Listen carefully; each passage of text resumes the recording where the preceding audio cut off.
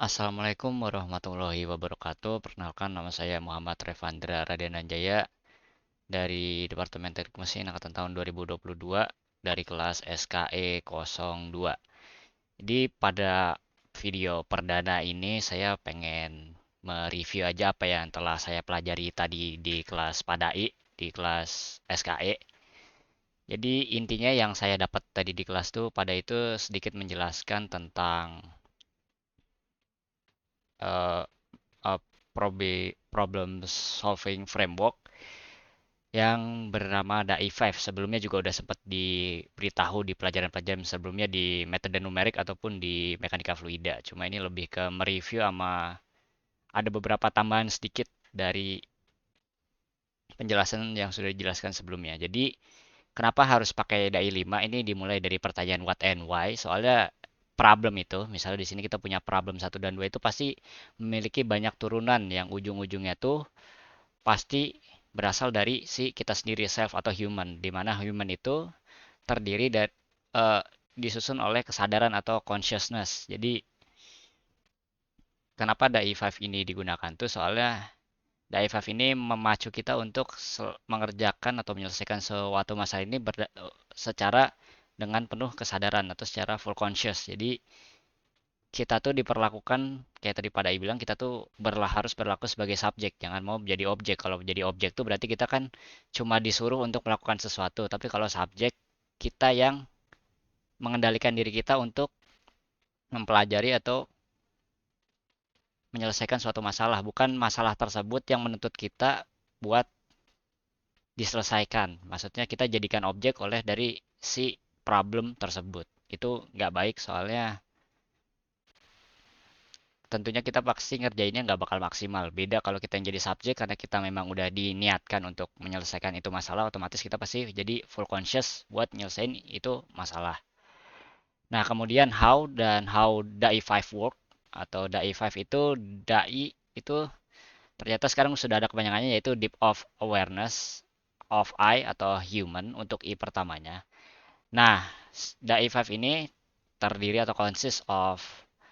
dari empat langkah untuk menyelesaikan masalah. Yang pertama ada intention, kedua initial thinking, ketiga ada idealization, dan keempat ada instruction set. Untuk intention sendiri itu ini intinya tuh seperti kayak kita niat untuk menyelesaikan suatu masalah itu. Jadi kita niatkan dari awal biar kita selalu conscious buat nge-solve tuh problem. Biar nanti kita bisa maksimal untuk menyelesaikan masalahnya. Selanjutnya ada initial thinking. Initial thinking itu apa? Kita ya memikirkan tentang masalah tersebut, entah apa yang ditanyakan dari si masalah tersebut, apa yang kita ketahui dari masalah tersebut, atau properties-properties apa yang udah dikasih tahu dari soal-soal tersebut. Nah, kemudian untuk idealization ini, untuk memudahkan dalam perhitungan nanti, kita tuh sebaiknya membuat asumsi-asumsi biar nanti tuh buat perhitungan mudah. Nah, kemudian di idealization juga dengan melakukan berbagai asumsi itu otomatis kita bisa mengerucutkan untuk mendapatkan satu rumus atau beberapa rumus yang nantinya bakal dipakai buat menyelesaikan masalah tersebut. Nah, kemudian yang terakhir ada instruction set. Jadi instruction set ini ya langkah-langkah pengerjaannya untuk kita mendapatkan si hasil dari masalah tersebut. Nah, kemudian di samping itu, karena sekarang kan teknologi sudah maju juga, jadi tentunya kita selain kita interaksi antara dosen dan mahasiswa, tadi Pak Dais sempat mention juga untuk kita menggunakan tambahan lain, yaitu menggunakan artificial intelligence. Nah, jadi caranya bagaimana? Jadi saya menggunakan ChatGPT buat membantu saya dalam pelajaran ini. Tadi Pak Dais sempat mention juga buat coba selesain masalah menggunakan ChatGPT menggunakan framework DAI 5. Oke, jadi saya tadi sudah sempat coba membuat prompt ya. Jadi karena tadi sempat disinggung dikit tentang fluid power system yaitu hydraulic dan pneumatic system itu, saya minta untuk ChatGPT ngejelasin pakai framework DAI 5. Nah, di sini saya masukin apa itu DAI 5, langkah-langkahnya 4 langkah tersebut dengan penjelasan singkat biar si ChatGPT-nya tahu apa yang saya mau untuk menyelesaikan soal tersebut dengan metode framework DAI 5. Nah, jadi Untuk pertamanya, ini si ChatGPT ini udah sangat cerdas karena dia bisa langsung mengerti apa yang saya maksudkan. Jadi dia udah tahu, jadi dia bisa menyelesaikan, bisa dilihat di sini. Karena saya minta untuk menjelaskan sistem tenaga fluida atau hydraulic power system buat sistem hidrolik dan pneumatik. Dia udah tahu, jadi benar kita niat tuh untuk menjelaskan prinsip dasar serta aplikasi dalam sistem tenaga fluida yang berfungsi untuk mengubah fluida menjadi gerakan mekanik. Dan buat initial thinkingnya itu dia benar pakai diketahui dan ditanyakan karena kurang lebihnya initial thinking itu berisi kayak gitu. Jadi sistem hidrolik itu biasanya menggunakan cairan atau fluida cair, biasanya minyak.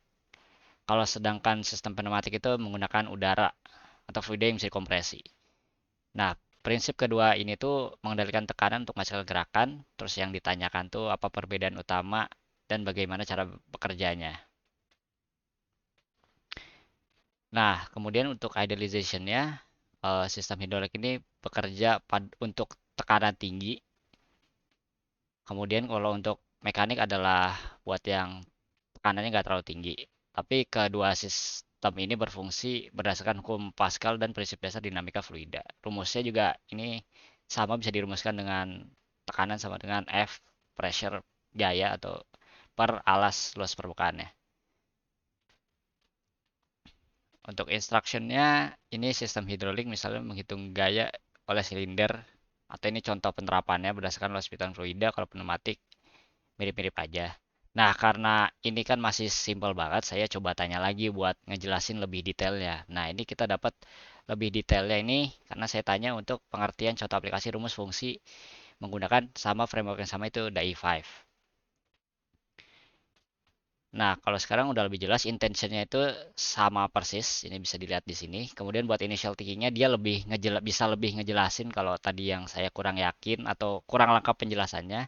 Dengan menggunakan bantuan AI ini dia bisa menjelaskan dengan lebih baik dan betul dan lebih mudah dipahami dan enak untuk dibaca lah. Dari mulai idealization, rumus-rumusnya juga dia udah mulai, kalau dengan minta penjelasan lebih lanjut tuh dia udah bisa ngejelasin lebih detail dan jadi sehingga materi bisa lebih mudah dipahami. Nah, ini juga sekarang udah lebih jelas buat pengertiannya apa. Buat instruksi, pengertiannya adalah sistem menggunakan fluida cair seperti minyak untuk mengalirkan tenaga. Sistem ini menggunakan prinsip hukum Pascal. Buat contoh aplikasinya ada buat di mobil, buat rem, hidrolik, alat berat, ekskavator, crane, dan sistem lift. Kemudian rumusnya sama, dan untuk sistem pneumatik itu kayak udah disinggung tadi, itu menggunakan gas, dia fluida aja, fluida gas atau yang bisa dikompresi.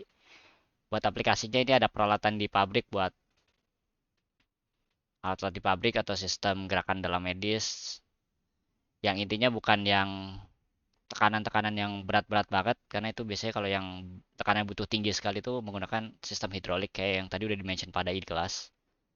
Buat rumusnya sama. Nah, selain itu karena tadi belum ngasih contoh, ini kita coba sekarang, kita minta coba si ChatGPT ini ngebuatin soal tentang hidrolik dan pneumatik itu. Saya ambil satu aja contohnya ini buat sistem hidroliknya. Jadi si ChatGPT itu ngebikin soal yang kurang lebih kita tuh suruh ngitung gaya yang dihasilkan yang memiliki luas alas 0,5 dengan tekanan pada sistem ada 200 megapascal.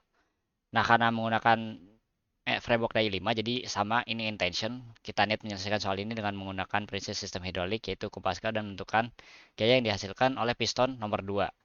Nah, terus dari soal, buat initial thinkingnya, kita tahu luas permukaan piston pertama itu 0,1, walaupun nggak kepake soalnya yang kita cari itu buat A2, buat luas permukaan keduanya yang ditanya F2, soalnya luas permukaan piston kedua ada 0,5 dan tekanan dalam sistem P itu sebesar 200 megapascal atau 200 kali 10⁻6 pascal. Kemudian yang ditanyakan dari soal ini, kita tahu yang ditanyakan itu adalah gaya pada piston kedua. Jadi idealization-nya kita akan menggunakan hukum Pascal, dan kemudian rumus yang digunakan, sehingga rumus yang digunakan itu bakal F sama dengan P dikali A2 karena ini tanya 2. Kalau untuk P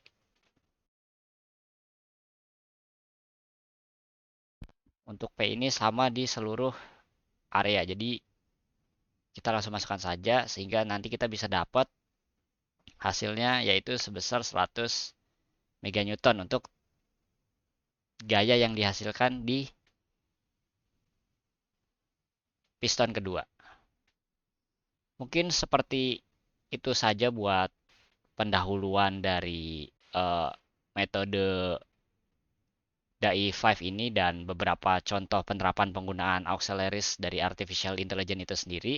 Kurang lebihnya mohon maaf. Wassalamualaikum warahmatullahi wabarakatuh.